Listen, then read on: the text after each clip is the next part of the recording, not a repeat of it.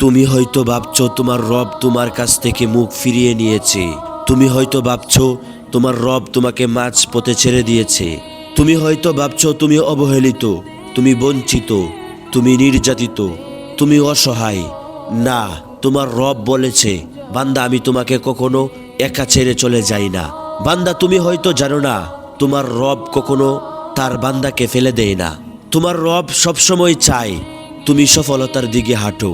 তোমার রব চাই তোমার জীবনটা সুন্দর হোক। বান্দা তুমি কখনো ভেবো না আমি রব তোমার পাশে নেই, আমি রব সব কিছুই দেখছি। বান্দা তোমাকে কে কষ্ট দিচ্ছে, কে তোমার সাথে দুই নম্বরই করছে, কে তোমাকে অবহেলা করছে, কে তোমার সাথে বেইমানি করছে, আমি রব সব কিছুই দেখছি। বান্দা তুমি কখনো ভেবো না আমি তার হিসাব নিব না। আধার রাতের কালো পিঁপড়াটা কি করে সেটাও আমি জানি এবং দেখি। তুমি চিন্তা করো না, তুমি ভেঙে যেও না।